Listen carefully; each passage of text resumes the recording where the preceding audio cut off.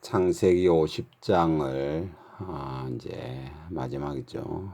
보도록 하겠습니다. 여기서 뭐 특별한 어려움은 없습니다. 요셉이 그의 아버지 얼굴에 굽으려 울며 입을 맞추고 이제 아버지가 자기들을 축복한다, 후일에 있을 일을 말을 하고는 지금 이제 돌아가시는 그런 이야기입니다. 요셉이 그의 아버지 얼굴에 굽으려 울며 입을 맞추고 그 수종도는 의원에게 명하여 이제 그 뭐 왕위를 그런 이제 종류들이 되겠죠. 아버지의 몸을 향하여 처리하게 하며 의원이 이스라엘에게 그대로 하되 40일이 걸렸으니 참 우리 일반인들이 지금 세상을 살아가는 일반인들은 상상하지 못하는 그런 일이죠. 그죠? 40일 동안 뭐 향자료를 넣고 이제 이런 이야기는 미라의 형태로 만들었다는 그런 이야기가 되겠죠. 그 왕들이 이집트의 왕들이 하는 그런 그 형태의 그런 일을 했다 이 말이겠죠. 40일이 걸렸으니 향으로 처리하는 데는 인할수가 걸림이며 애굽 사람들은 70일 동안 그를 위하여 곡하였더라.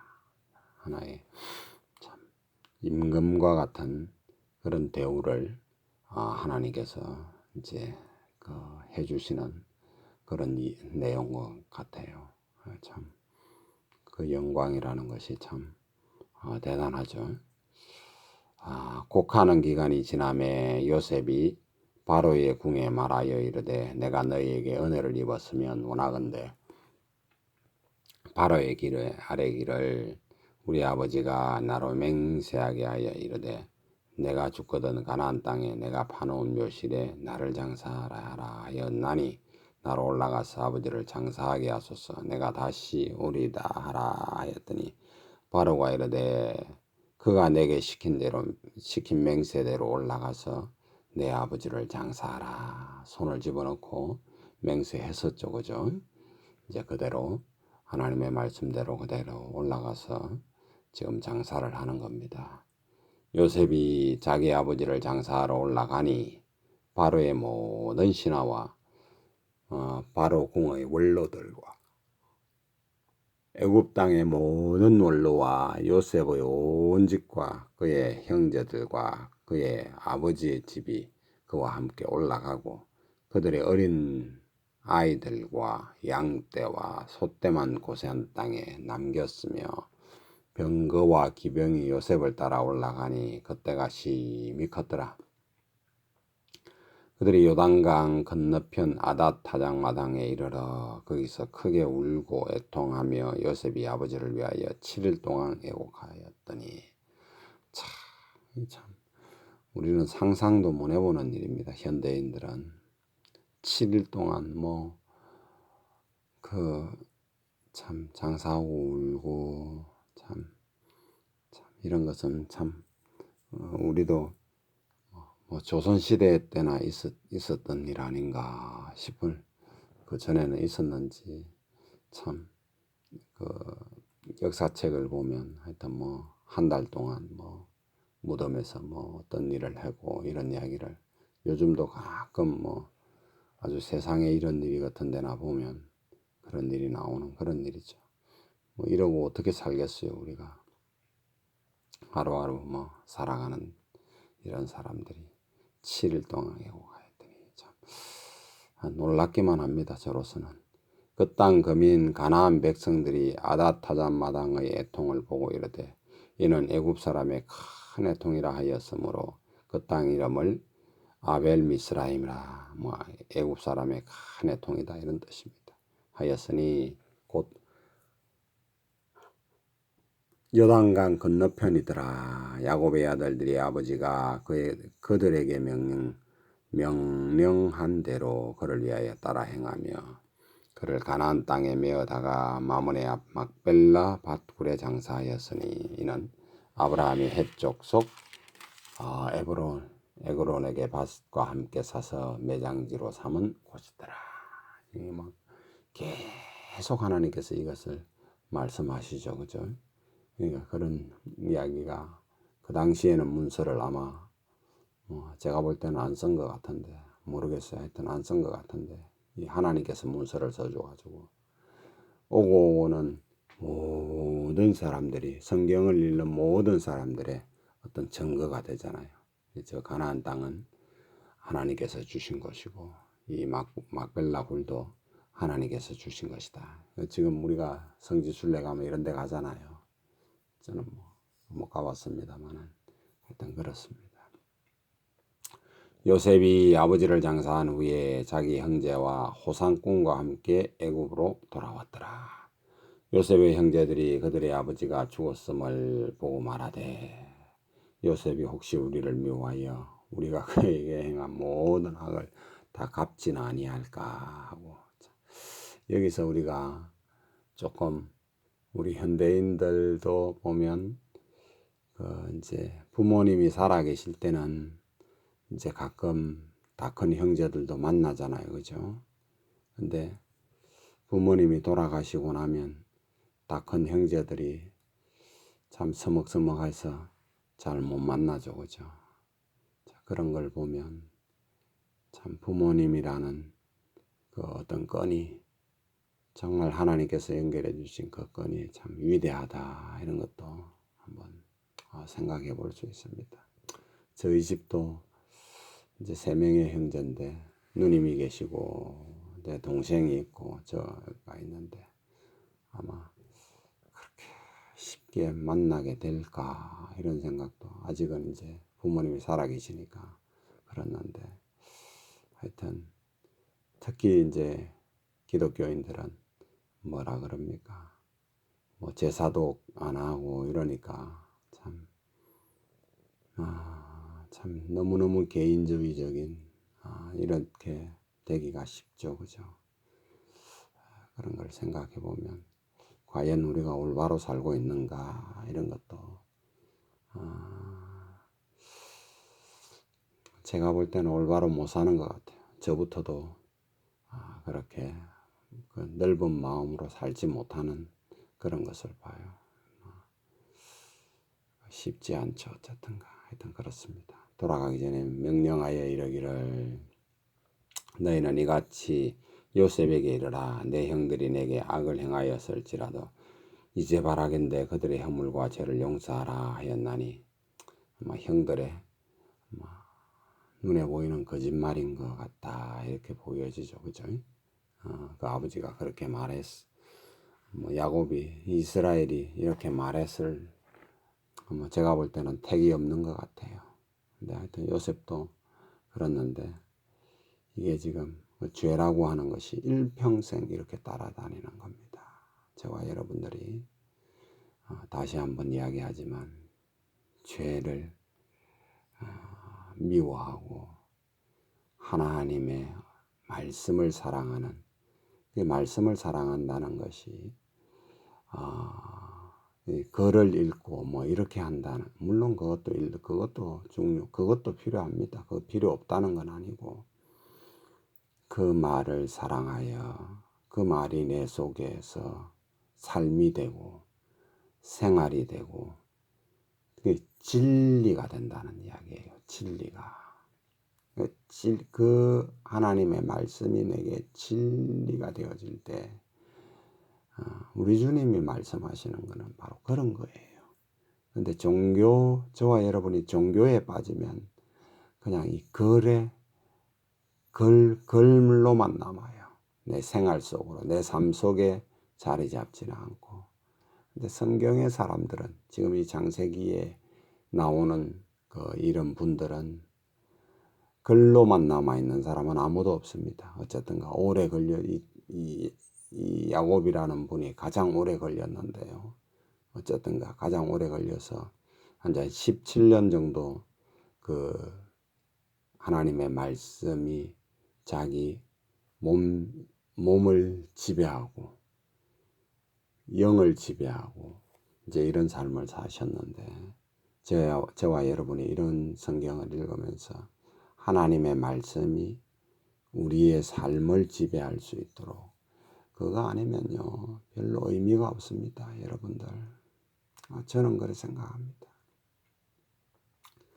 여러분들이 뭐 교회에서 장로님이 되셨던 뭐 목사님이 되셨던 뭐가 됐던, 회사를 이루는 뭐 회장님이 됐든 뭐가 됐든 그 말씀이 여러분을 지배하지 못한다면 아마 가장 불쌍한 사람입니다. 껍데기만 남아가지고 우리 하나님께 정말 책망받는 그런 사람이 됩니다. 제가 제 이야기를 한번 해볼까요? 저는 그 신학교 들어가서 이제 그 전에도 물론 이제 뭐 그랬지만, 신학교 들어가 가지고 이제 저도 동기가 있지 않습니까? 동기들 중에서 특별히 기억나는 사람들도 있지 않습니까? 이제 그 친구들이 목사가 되는 것도 보고 이제 그렇게 했어요. 저는 뭐 도저히 자격이 안 돼서 목사 될 생각은 꿈에도 못 해서 왔습니다. 뭐 꿈도 안 꿨어요. 저는 그냥 뭐 하여튼 내 동기들이 목사가 되고, 목사가 되면 제가 생각할 때는 더 겸손하고 더 온유하고 이래야 되는데, 참 내가 볼 때는 거꾸로 가는 것 같아. 교만이 내가 못 삼네 하는 이런 것이 있는 것 같더라고.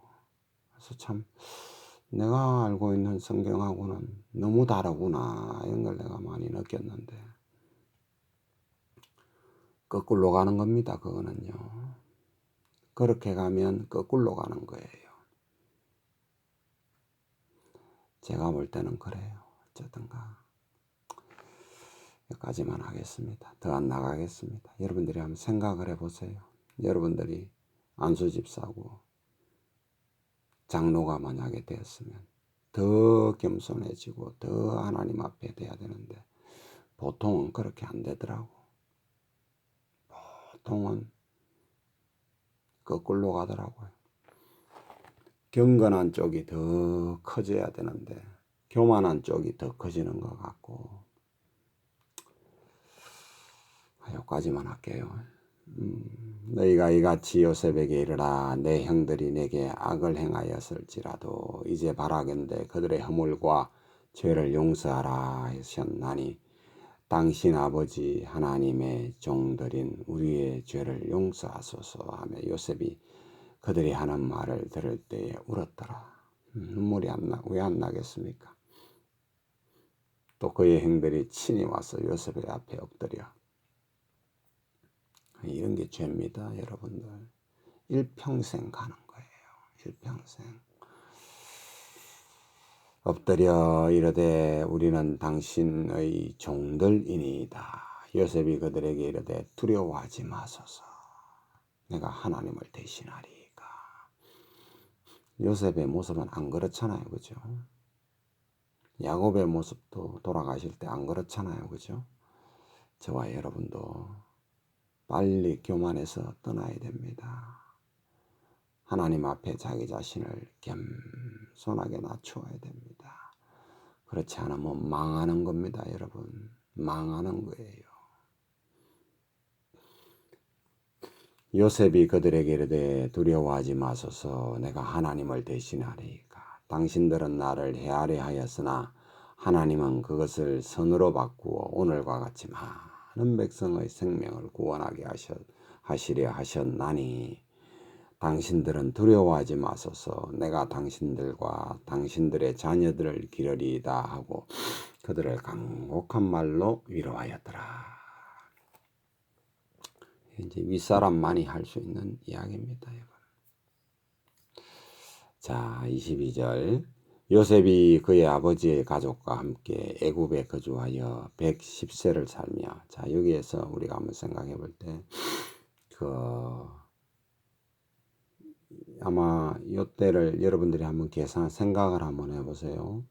저는 이제 간단하게 이제 생각을 해보니까 아버지가 147세에 죽었고 지금 이제 110세를 살고 죽었다 이런 말을 하는 걸 보면 한 4, 5년 정도 그 아버지가 돌아가시고 더 살아간 것이 아니냐 이렇게 생각이 됩니다. 왜냐하면 30세에 이제 총리가 되고 17세에 잡혀왔고 30세에 총리가 되고 7년 14년 아닙니까? 그죠? 근데 흉년 2년 정도 차에 그 이제 아버지가 왔잖아요. 그리고 14년을 살았잖아요. 17년을 살았잖아요. 그죠? 그렇게 되면 50, 30 하다가 7년 풍년 플러스 2년 하면 9년 아닙니까? 그죠? 거기서 17년을 플러스 하면 56세쯤 되지 않았을까 이렇게 생각이 됩니다. 그럼 한 54년 정도 이제 더 살다가 이제 이제 돌아가셨는데 요셉이라는 분이 그러고는 이렇게 급하게 이제 말을 끝내요. 창세기가 끝나는 겁니다. 그러니까 54년 동안도 뭔 일이 많이 있었을 거 아닙니까?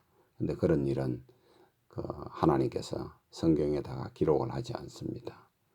오히려 더 많은 일이 있었을 수도 있죠. 근데 이게 뭐냐면 야곱 이야기다 이 말이에요. 야곱이 죽으니까 요셉도 그냥 죽는 걸로 해서 마무리하고 끝냅니다. 그러니까 그래 우리가 성경에 아브라함과 이삭과 야곱의 하나님 이렇게 이제 하는 것이잖아요. 그런 거 보면 요 이야기로 그 성경을 급하게 이제 매듭을 짓는 창세기를 매듭을 짓는 것을 우리가 봅니다. 그런 거 보면 야곱의 생애를 이제 이야기하는 거고 그 사이에 이제 요셉과 유다로 이제 갈라지는 그런 이야기를 이제 쭉 하는 것이다 이 말이에요. 그러니까 창세기 3장 15절을 우리가 염두에 두라 이런 이야기를 했죠. 그 맥이 이제 그 이후로 쭉 흘러가는 그런 이야기로 되며 그것이 어떻게 이제 흘러가고 어떻게 합쳐집니까? 우리 예수님께 합쳐지는 거죠. 그러니까 우리 초점이 우리 예수님으로 초점이 쫙 마치 뭐라 그럴까 스포트라이트가 쫙 비춰져서 예수님께 와서 스펙트럼이 온 세계로 쫙 벌어지는 그런 구조로 이제 성경이 이루어졌습니다. 그러니까 은혜가 온 세상 만민에게 퍼져가지고 저와 여러분에게도 그 은혜가 미쳐서 우리가 예수님을 구세주로 믿고 그분을 기다리고 이제 그분의 은혜 속에서 우리가 하루하루를 살아가는 거잖아요. 그러니까 그 하루하루를 그 천국만 바라보고 사는 것이 아니라 천국의 삶이 하늘의 왕국의 삶이 우리의 삶 속에서 이어져 나가는 거잖아요. 하루하루의 삶 속에서.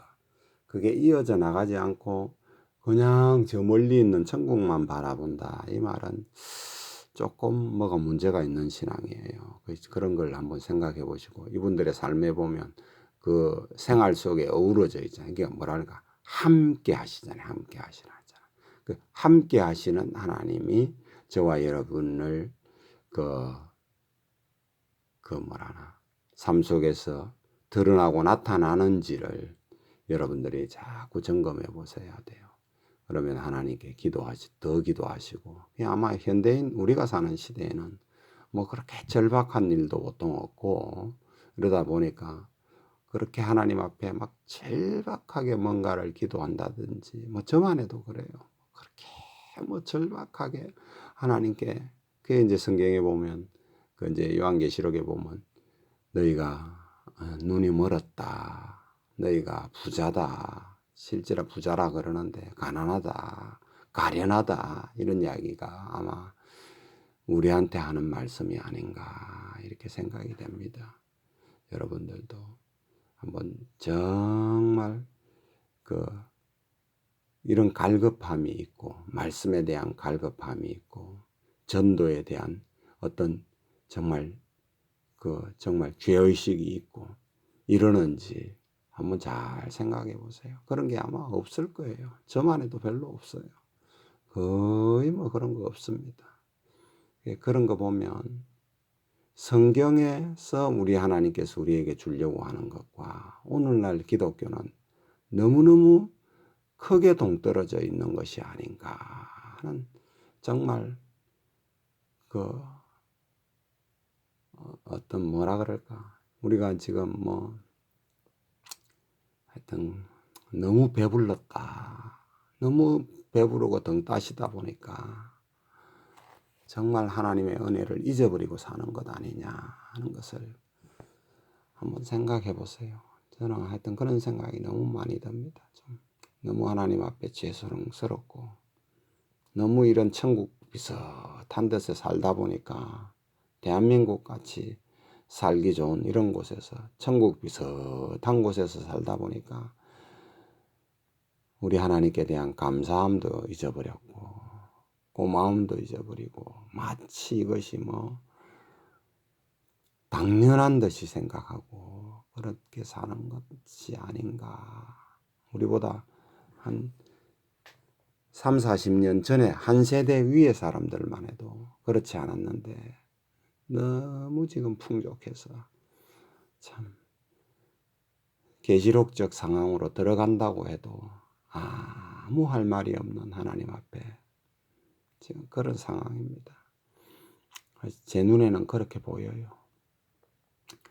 한번 생각해 보십시오. 2020년 현재 삶이, 오늘 크리스찬이라고 하는 나의 삶이 정말 하나님 보실 때 은혜를 더 베풀어 줘야 할 이유가 있을까? 더 무슨 어떤 더 큰 은혜가 필요할까 하는 그런 측면에서 보면 너무 부끄러워요. 자, 23절, 에브라임의 자손 3대를 보았으므로, 자, 이제 요셉이 110세니까 한 54, 5년 정도 더 살면서 이제 에브라임의 3대를 보았으므로, 이런 이야기죠. 그러니까 4대 만에 나온다 이렇게 한 거 보면, 이제 요셉이 죽고는 그렇게 오래지 않았는 것 아닌가. 요셉이 죽고 또 이제 그의 자식들이 이때는 보통 한 100년, 뭐 어떤 때는 한 150년 이 정도 살았으니까 한 2대가 더 가면, 3대가 더 가야 되죠. 그죠? 이삭과 요셉의 한 형제들의 한 대, 그 다음에 그 에브라임, 그 아들 에브라임 때의 한 대, 그 밑에 또 이제 한 대, 이 정도까지 있으니까 뭐 그건 한 400년 가까이 되겠네요. 그죠? 이짝저짝 되겠네요. 성경이 이제 430년 만에 나왔다 이렇게 이야기 하잖아요. 그러니까 이제 그런 이야기입니다. 자, 에브라임의 자손 3대를 보았으므로, 므낫세의 아들 마길의 아들들도 요셉의 스라에서 양육되었더라. 그러니까 이 말에도 3대 아닙니까? 그죠? 그런 이야기죠. 요셉이 그의 형제들에게 이르되, 나는 죽을 것이나 하나님이 당신들을 돌보시고 당신들을 이 땅에서 인도하여 내사 아브라함과 이삭과 야곱이 맹세하신 땅으로 이르게 하시리라 하고, 지금 저기에 돌아가서 이스라엘 백성들이 지금 살고 있잖아요. 1948년 5월 14일 이후에 그들이 계속 그 땅에서 이제 지금은 이제 안 뽑힙니다. 성경에 보면 다시는 뽑히지 아니하리라 하는, 지금 이제 있죠. 그러니까 마지막 이제 한 일회의 이스라엘 백성들을 향한 마지막 한 일회의 어떤 재앙만 남겨 있는 겁니다. 그 재앙이 어마어마하게 크죠. 그 재앙 때 모든 전 세계적으로 그런 재앙들이 임하는 거예요. 그것이 우리의 죄가 성경을 보면 우리를 몰아가나이다 이런 이야기를 하죠. 저와 여러분의 교만이 아마 그렇게 점점 세상을 악한 길로, 빛과 소금의 역할을 아마 저와 여러분들이 제대로 못하고 있지 않나, 아니면 악의 세력이 훨씬 더 크게 점령을 하고 있기 때문에, 저는 그렇게 생각합니다. 하나님 앞에 빛과 소금의 역할을 제대로 못해서 길바닥에 버려져서 지금 기독교인들이 밟히고 있지 않나, 밟히기 일보 직전에 있지 않나, 이렇게 지금 그런 생각이 들어요. 아마 여러분 한번 생각해 보세요. 뭐 오물과 찌꺼기에 기독교인들이 오물과 찌꺼기 놀림거리와 아주 이런 그 지경이 될 수 있는 가능성이 우리 시대의 그런 가능성이 아마 굉장히 큽니다. 제 동료들도 보면 이 지금 팬데믹 상황 이런 상황을 가지고 제가 크리스찬인 걸 아니까 말을 합니다. 놀리는 거 비슷하게 말을 합니다. 저도 크리스찬인 것을 늘 지금도 자랑스럽게 이야기를 합니다. 하는데도 굉장히 뭐랄까 악하게 말들을 하죠. 근데 이런 거 감추고 있으면 여러분들 감추고 있는 것 회개하셔야 될 겁니다. 아마도 이분들의 삶을 보세요. 너무 잡다한 이야기가 많을 하네 내가. 요셉이 또 이스라엘 자손에게 맹세시켜 이르기를 하나님이 반드시 당신들을 돌아보시리니 당신들은 여기서 내 해골을 메고 올라가겠다 하라 하셨더라. 요셉이 110세의 죽음에 그들이 그의 몸을 향재료를 넣고 애굽에 입간하였더라. 이렇게 해서 요한계시록이 이제 마쳐집니다. 여러분 창세기가 마쳐집니다. 창세기는 요한계시록과 대비가 정확하게 대비가 됩니다. 마치 그 데칼코마니를 그렇잖아요, 그죠? 데칼코마니 그쵸? 물감을 우리 어릴 적에 접어가지고 이쪽에 쭉 짜면 접으면 이쪽 반대편에도 쫙 표시가 나죠. 원인이 창세기에 나오는 것이 계시록에서 결과물이 거기 나오는 거예요. 하여튼 그런 이야기입니다. 마지막 한번 점검을 할까? 다음에 할까? 한번 잠깐 점검해 봅시다. 창세기를 창조 이야기가 제일 처음에 나오죠. 그죠? 그와 같은 창조에 관한 이야기를 말하는 책은 오직 창세기 뿐입니다. 창세기. 그러니까 창조에 관한 이야기가 나오니까 반드시 뭐에 대한 이야기가 나와야 됩니까? 성경은 심판에 대한 이야기가 나오죠. 그러니까 그런 결과물이 어디에 나오느냐 하면 요한계시록에 나오죠. 그러니까 뭐냐 하면 우리가 우리는 이 땅을 살아가는 게 뭐 100년 보통 안쪽에 세상을 살다 보니까 역사라고 하는 큰 흐름 속에 보면 하나의 경점 요 정도밖에 짤막한 어떤 선 이 정도밖에 안 되잖아요. 그러니까 이렇게 모르는데 전체를 우리가 성경을 녹여보면 역사는 어떻게 쭉 뭔가를 향하여 쭉 흘러가고 있잖아요. 시작이 되었으니까 마지막이 있는 거예요. 그렇게 하나님의 그 역사의 배후에 어느 분이 역사하시냐면 하나님이 역사하신다 이 말이에요. 우리는 하나의 경점을 살고 있어서 그걸 잘 못 느끼지만 하나의 뭔가 마지막을 향하여 뭔가 결과를 향하여 달려가고 있는 거예요. 그것이 이런 이야기는 오직 성경에만 있는 거예요. 성경에만. 다른 데는 이런 이야기가 없습니다. 알지도 못해요. 누가 그런 이야기를 합니까? 부다가 그런 이야기를 합니까? 힌두교에서 그런 이야기를 합니까? 이슬람이 그런 이야기를 합니까? 아무데도 세상 어떤 종교도 그와 같은 세상의 역사를 주관하신다라고 하는 그런 신은 아무도 없습니다. 그렇게 뭐 자기가 주장한다고 말하면 누가 그거 믿겠습니까? 우리 하나님이 마지막을 향하여 뭔가 쭉 마지막을 향하여 뭔가 인도하시잖아요. 우리 그런 것도 볼 수가 있죠. 그죠? 그런 이야기입니다. 그리고 창조 이야기가 나오고 난 다음에 무슨 이야기가 나옵니다. 타락한 이야기가 나오잖아요. 타락을 해서 죄가 이 땅에 들어오게 되며 그 죄로 말미암아 죽음이 들어오게 되어진 영원 무궁토록 정말 이 땅에서 낙원과 같은 곳에서 하나님께서 살 수 있도록 이 땅 낙원을 우리한테 허락했는데, 에덴 동산을 허락했는데 그와 같은 것을 유지하지 못하고 타락하여 죄가 들어옴으로써 우리가 죽어나가는 그런 이야기가 들어오게 되는 거죠. 그런 이야기가 창세기에 들어와 있습니다.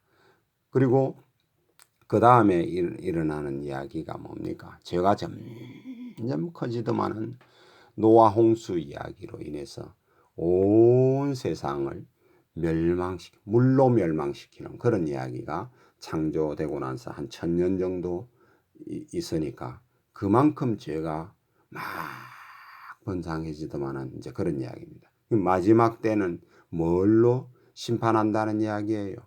불로 심판한다는 그런 이야기가 성경 곳곳에 나와 있죠. 그러니까 심판받지 아니하는 상태의 삶이 우리 속에 있도록 그 하나님과 그분의 약속을 믿고 경건하고 깨끗하게 이 땅을 살면서 우리의 이웃들에게 아름다운 본을 이분들처럼 아름다운 본을 보여주면서 살아라. 이런 이야기들이 그런 이야기죠. 그죠? 그런 이야기가 이제 큰 그런 이야기가 나오고, 더 지나고 나면 어떻게 됩니까? 온 세상에 그 언어가 많아지는 그런 이야기가 나오는 이야기 아닙니까? 큰 역사가 일어나는 이야기죠. 그러니까 이런 역사가 그 이제 바벨탑 사건으로 인해서 언어가 왜 미국 사람의 말이 다르고 저 프랑스 말이 다르고 저 아프리카 말이 다른 거를 우리가 그 원인을 모릅니다. 어디서 찾을 수 있냐면 거기서 찾을 수 있는 거예요. 그러니까 그런 이야기가 거기 이야기가 나오고, 그 다음에 이제 족장들의 이야기가 나오는 거죠. 아브라함이라고 하는 그 이스라엘이 어떻게 생겨나게 되었느냐라고 하는 이야기가 나오고, 그러니까 하나님께서 세우신 나라의 이 백성들에 대한 이야기가 나오는 거예요. 하나님의 백성들 이야기가 쭉 이어져 나가고 있지 않습니까? 세상의 역사가들이 지금 이야기하는 그 나라 중에 하나님께서 직접 세웠다라고 인정할 수밖에 없는 나라가 이스라엘이다, 이렇게 말합니다. 그리고 또 마지막 때에 하나님께서 직접 세운 나라는 미국이다, 이렇게 이야기를 합니다. 그죠? 누구나 그 학자들이 인정을 하는 거예요. 그리고 또 한 나라가 있는데 대한민국이다, 이렇게 말하는 거예요. 대한민국은 정말 세워지지 아니할 나라가 이건 설 수 없는 나라가 지금 서 있는 것이다, 이런 이야기를 합니다. 이거 한번 잘 생각해 보세요. 이스라엘과 미국과 대한민국은 온 세상 학자들이 하나님께서 세우신 나라다, 이렇게 지금 생각하는 거예요. 지금 이 대한민국이 위태위태합니다. 굉장히 위태위태합니다. 이만큼 위태했던 적이 없어요. 저와 여러분들이 나라를 사랑하고 기독교인이라면 마땅히 나라를 사랑하는 거예요. 그리고 하나님을 사랑하고 나라를 사랑하고 하나님을 사랑하고 이웃을 사랑하고, 그 십계명의 정신 아닙니까? 그런 정신이 우리의 삶 속에 내가 어떻게 해야 나라를 사랑할 수 있는 것, 저도 막연했습니다.